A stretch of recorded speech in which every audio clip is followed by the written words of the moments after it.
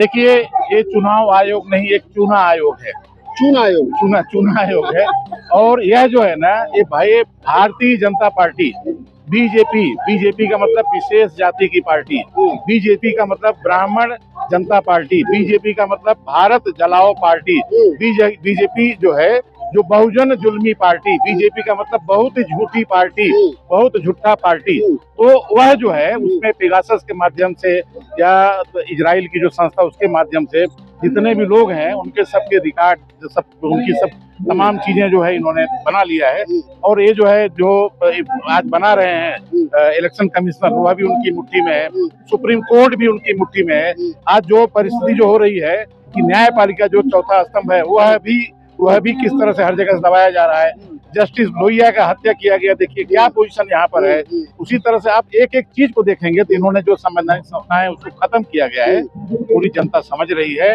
और यह जो है इसके पहले अगर वो सही ईमानदारी से बैलेट पेपर चुनाव होता तो इनकी दहाई से सैकड़े में नहीं आती। मैं दावे के साथ बोल सकता हूँ, पूरी जनता इनको।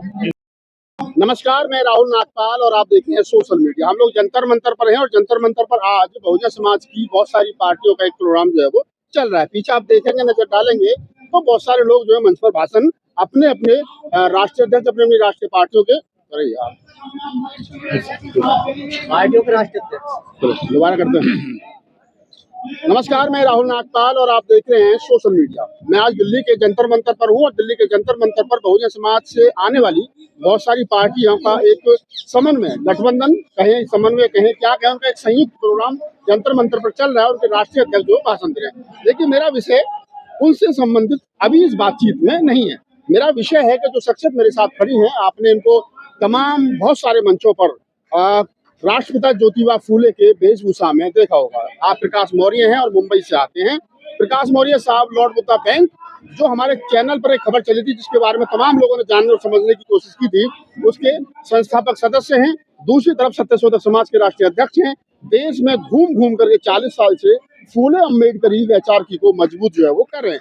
बातचीत करेंगे और बातचीत का सिलसिला शुरू करने से पहले मैं आपको बता दूं कि विषय रहेगा कि फूले अम्बेडकरी आंदोलन वर्तमान में हिंदुत्व की लहर में कहां और किस दिशा में है। सर, सवाल वही कि 40 साल से प्रकाश मौर्य है घूम घूम करके मुल्क भर में सत्यशोधक समाज, भारतीय बौद्ध महासभा, फूले अम्बेडकरी वैचार को कहीं ना कहीं रोकने की कोशिश कर रहे हैं। वर्तमान में हिंदुत्व की लहर में प्रकाश मौर्य उस विचार को कहाँ देखते हैं?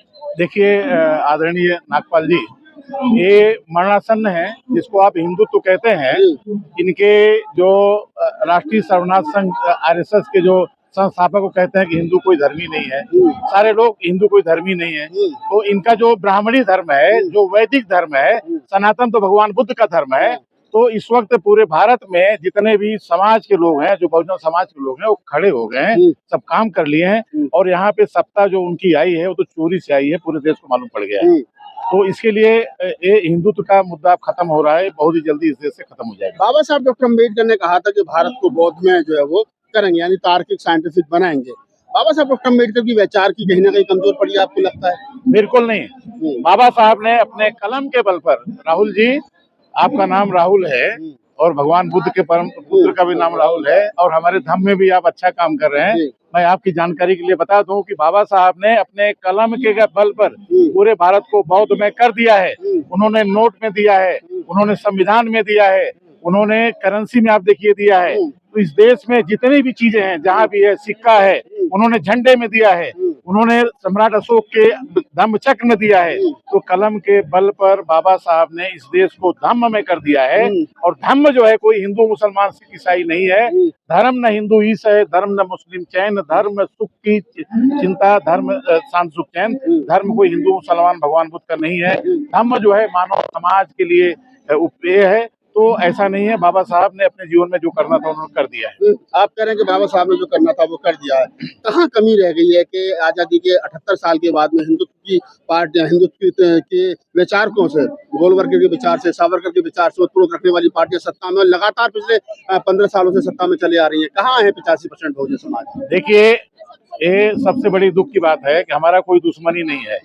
हमारा दुश्मन हमारे अंदर है। जिस दिन हमारे लोग जो है, जो अलग अलग पार्टियों में, गटों में, तटों में बिखरे हुए हैं, कोई नगर सेवक के लिए मर रहा है, कोई विधायक बनने के लिए मर रहा है, कोई मेंबर ऑफ पार्लियामेंट के लिए बन रहा है, वो बन गया तो फिर मंत्री के लिए बन रहा है। तो ये इस तरह से हमारे लोग बटे हुए टूटे हुए हैं। जिस दिन ये इकट्ठा हो जाएंगे, हमारा समाज जो है जिस दिन इकट्ठा हो जाएगा, तो ये 2 मिनट में क्रांति हो जाएगी। आपको लगता है कि राजनीतिक महत्वाकांक्षा रखना गलत है? नहीं, राजनीतिक महत्वाकांक्षा रखना बिल्कुल गलत नहीं है, लेकिन राजनीतिक महत्वाकांक्षा पे आप अपने पूर्वजों की कुर्बानी दे दें, अपने पूर्वजों की विचारधारा को खत्म कर दें, यह सबसे बड़ा गलत है। आप कह रहे हैं कि सबसे बड़ा गलत है कि जो हमारे प्रिंसिपल सिद्धांत है कहीं ना कहीं उनसे हमें समझौता जो है वो नहीं करना चाहिए।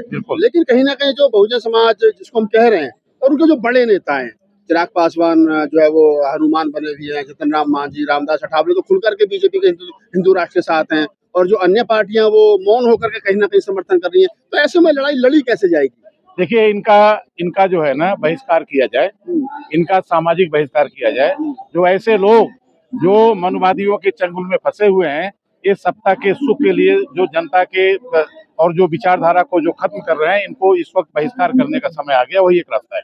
तो बहिष्कार करके जाएंगे कहाँ? अगर आप धर्म छुड़वाएंगे तो धर्म चाहिए, पार्टी छुड़वाएंगे तो पार्टी चाहिए, नेता छुड़वाएंगे तो नेता चाहिए। बाबा साहब को पता था कि अगर मैं इनसे हिंदू धर्म ले रहा हूँ तो बदले में कुछ ना कुछ देना पड़ेगा, आदमी नास्तिक नहीं हो सकता, उन्होंने बहुत धम दिया। अब आप कह रहे हैं बहिष्कार कर दो, तो विकल्प क्या है? देखिए, आज जो है, जो एक राष्ट्रीय जो आरएसएस है, जिसको हम राष्ट्रीय सर्वनाश संघ कहते हैं, आज ये 100 साल से इन्होंने एक धर्म का, एक जो है राम मंदिर का ताला खोलने का पूरे देश में उन्माद मचाया। इन्होंने रामायण चलाए, इन्होंने महाभारत चलाए। तो अब ये देश में धीरे धीरे तमाम जो है सम्राट अशोक की स्तूपें अब आ रही हैं, सम्राट अशोक के, भगवान बुद्ध के जो विचार हैं आ रहे हैं, तो सारा समाज अब इकट्ठा हो रहा है। राहुल जी, अब पहले से अब में खूब परिवर्तन हो रहा है, हो जाएगी क्रांति।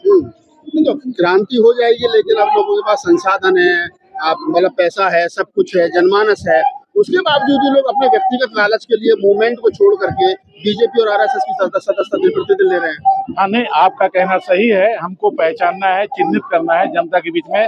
और हमारी जो है भारतीय समाज संघ है, जिसको हम बीबीए कहते हैं, आपको मालूम है कि अभी खुद की बैंक हम लोग बना रहे हैं, खुद की कंपनियां बना रहे हैं। लगभग 7-8 एकड़ का हमारा शहर में, मुंबई में जैसे में हमारा कंपाउंड है, वहाँ पे पूरे भारत के जितने भी शेतकारी सामान है उनको हम प्रोडक्ट का काम कर रहे हैं। हम चाहते हैं कि पूरे देश में हमारी खुद की कंपनी हो, हमारे खुद की बैंक हो, हमारे लोग अपने बैठे। हम इसका हमारा पूरा एक आंदोलन चालू हो गया है, हो जाएगा। पूरा आंदोलन चालू हो गया है। वहीं दूसरी तरफ जो दलित बुद्धिजीवी वर्ग है, वो कहीं ना कहीं कांग्रेस की तरफ जो है वो पलायन कर रहा है। चाहे अभी हाल ही में प्रोफेसर रतनलाल हो, रविकांत हो, राजेंद्रपाल गौतम चले गए, वो जो दलितों के बड़े चेहरा थे, बहुजन के बड़े चेहरा थे, बहुजन एकाकी की बात कर रहे थे, फूले अम्बेडकर आंदोलन की बात कर रहे हैं, वो कह रहे हैं कि अब तो राजनीतिक रूप से कांग्रेस ही विकल्प है। देखिए, कांग्रेस का प्रश्न नहीं है, आप राहुल जी हैं, एक दूसरे भी राहुल हैं, और वह भी दोनों राहुल तथागत बुद्ध के पुत्र हैं, और यह भी राहुल ही बहुत ही अच्छा पर्सन है। पार्लियामेंट के उन्होंने आवाज उठाई कि ये जाति जनगणना होनी चाहिए। उन्होंने बुद्ध की बात किया, उन्होंने अशोक की बात किया, उन्होंने अभी जो हमारी एक बहन बोल रही है,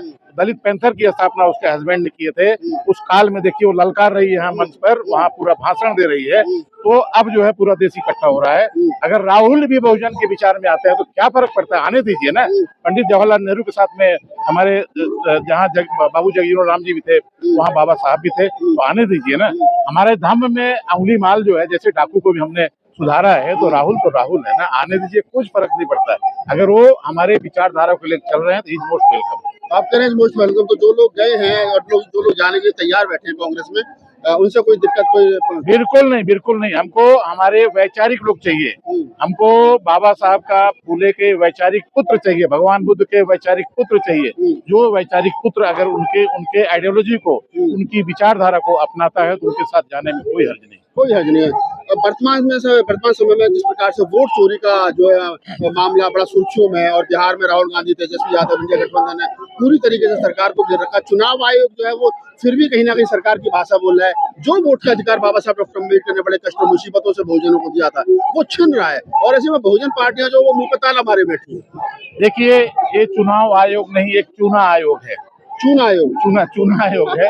और यह जो है ना, ये भाई भारतीय जनता पार्टी, बीजेपी का मतलब विशेष जाति की पार्टी, बीजेपी का मतलब ब्राह्मण जनता पार्टी, बीजेपी का मतलब भारत जलाओ पार्टी। बीजेपी जो है जो बहुजन जुल्मी पार्टी, बीजेपी का मतलब बहुत ही झूठी पार्टी, बहुत झूठा पार्टी, तो वह जो है उसमें पेगासस के माध्यम से या इजराइल की जो संस्था उसके माध्यम से जितने भी लोग हैं उनके सबके रिकॉर्ड, सब उनकी सब तमाम चीजें जो है इन्होंने बना लिया है। और ये जो है जो आज बना रहे हैं इलेक्शन कमिश्नर, वह भी उनकी मुट्ठी में है, सुप्रीम कोर्ट भी उनकी मुट्ठी में है। आज जो परिस्थिति जो हो रही है कि न्यायपालिका जो चौथा स्तंभ है वह भी किस तरह से हर जगह से दबाया जा रहा है। जस्टिस लोहिया का हत्या किया गया, देखिए क्या पोजीशन यहाँ पर है। उसी तरह से आप एक एक चीज को देखेंगे तो इन्होंने जो संवैधानिक संस्थाएं उसको खत्म किया गया है, पूरी जनता समझ रही है। और यह जो है इसके पहले अगर वो सही ईमानदारी से बैलेट पेपर चुना होता तो इनकी दहाई से सैकड़े में नहीं आती। मैं दावे के साथ बोल सकता हूँ पूरी जनता इनको दफन करने को तैयार है और हो जाएगी। दफन करने को तैयार और हो जाएगी। आप प्रकाश मौर्य हैं, जैसा मैंने इनके परिचय में बताया कि आप लॉर्ड वोता बैंक के संस्थापक सदस्य हैं, तो वही सत्यशोधक समाज के राष्ट्रीय अध्यक्ष हैं और मुंबई में बड़े कारोबारी भी हैं और देश भर में बहुजन उद्यमियों में एक अच्छी खासी उनकी पकड़ और पहचान है। आप पूरी बातचीत के बारे में आपकी क्या प्रतिक्रिया में कमेंट सेक्शन में बताइए। धन्यवाद। धन्यवाद।